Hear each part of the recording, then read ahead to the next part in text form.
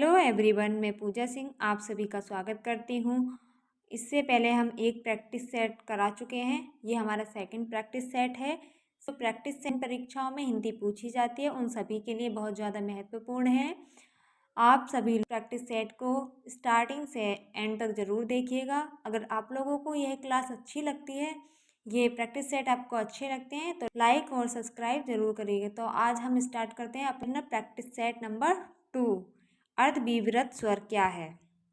मुख द्वार के खुलने के आधार पर 4 प्रकार के स्वर होते हैं: विवृत स्वर, अर्धविवृत स्वर, अर्धसंवृत स्वर और संवृत स्वर। जो विवृत स्वर होता है उसको बोलने में पूरा मुख खुलता है, जैसे दीर्घा जो होता है हमारा। और अर्धविवृत स्वर हमारा उसको बोलने में आधा मुख खुलता है, जैसे कि ए, ऐ, ओ, औ। अर्धसंवृत स्वर उसको बोलने में हमारा मुंह आधा बंद रहता है, जैसे ए, औ। संवृत स्वर ना के बराबर हमारा मुख खुलता है, जैसे ई, दीर्घ ऊ, दीर्घ ऊ।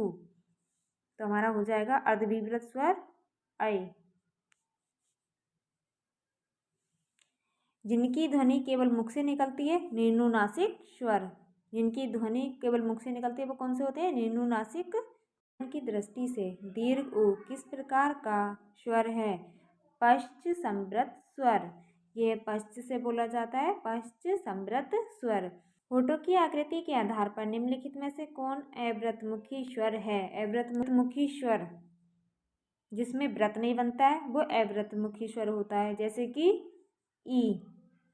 आप बोलकर देख सकते हैं, ई बोलेंगे वृत्ताकार नहीं होगी, और व्रतमुखी में आपके मुंह की आकृति वृत्ताकार होती है, तो हमारा हो जाएगा अव्रतमुखी ई।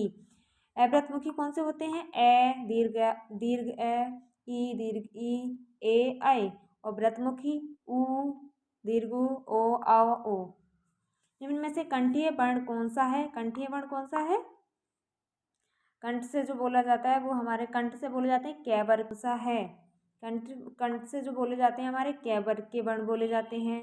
ए, दीर्घ ए, है और विसर्ग।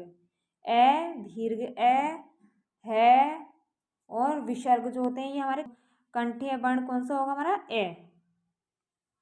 कौन से वर्ण ओष्ठ्य नहीं हैं? और ओष्ठ्य वर्ण देखेंगे पहले। हमारे ओष्ठ्य वर्ण कौन से होते हैं?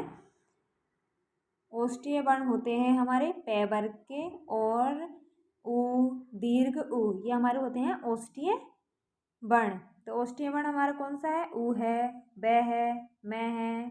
जो दीर्घ ए है वो हमारा कंठीय वर्ण है। निम्न में से ओष्ठ्य वर्ण कौन सा है? हम देख चुके हैं। हमारे ओष्ठ्य वर्ण हो जाएगा ऊ, दीर्घ ऊ और पै वर्ग के जो व्यंजन होते हैं वो हमारे ओष्ठ्य वर्ण होते हैं। अब हम देख लेते हैं कंठीय ए, दीर्घ ए, तालु ई, दीर्घी, मूर्धा री, ओष्ठ्य ऊ, दीर्घ ऊ, कंठ तालु ए, ऐ और कंठ ओष्ठ्य ओ, औ। कंठ तालव्य कौन सा है? कंठ तालव्य कौन सा है? जो कंठ से और ताल दोनों से बोला जाता है वो है हमारा ए, ऐ। तो कंठ तालव्य ए, ऐ। ऊ, दीर्घ ऊ, ओष्ठ्य, री से मूर्धा, ए, दीर्घ ए, ये कंठीय होता है हमारा। निम्न वर्ण का उच्चारण स्थान कंठ तालु है, ऐ। ए के उच्चारण में हमें कंठ तालु। ओ, औ किस प्रकार के वर्ण है? कंठोष्ठीय। तालव्य जो हमारे वर्ण है वो कौन सा है? चे वर्ग और ई, दीर्घी, य, से। मूर्धन्य टे वर्ग, री, रे, शे। दंतोष्ठीय तै वर्ग, ऊ, से, जय के नीचे जो नुक्ता होता है वो वाले दंतोष्ठीय होते हैं हमारे। इनमें से ओ का उच्चारण स्थल कौन सा है? हमें पता है ओ का उच्चारण स्थल कौन सा है? कंठ ओष्ठीय। ई, दीर्घी, चे, छे, जय, झे, ऐया आदि का उच्चारण किस से होता है? तालव्य से। और कंठ से कै वर्ग, ए, दीर्घ ए, है, विसर्ग, मूर्धन्य कै वर्ग, री, रे, शे, ओष्ठ्य, पै वर्ग, ऊ, दीर्घ ऊ। ठीक है। वर्णमाला का कौन सा अक्षर पुल्लिंग नहीं है? कौन सा नहीं है? ई, दीर्घ ई, जे, आ, चे, टे, पे, आ, ये सब क्या है? स्त्रीलिंग हैं। तो किसी शब्द में री स्वर नहीं है, किसी शब्द में री स्वर नहीं। देखो ये री होता है, ये इस तरीके से इसकी मात्रा होती है, इसमें नहीं है आज में। निम्नलिखित में से कौन से शब्द में री की मात्रा का उपयोग हुआ है? तो री की मात्रा हमें पता है इस तरीके से होती है हमारी री की मात्रा, तो हो गया वृष्टि। निम्नलिखित में से कौन से शब्द अनुनासिकता हैं? संभालना, अनुनासिकता, अनुनासिक स्वरों में वायु नाक से कम मुख से अधिक निकलती है। एक से अधिक वर्णों के मेल को कहते हैं व्यंजन। स्वर हमारा स्वतंत्र होता है, व्यंजन एक से अधिक वर्णों के मेल को क्या कहते हैं? व्यंजन।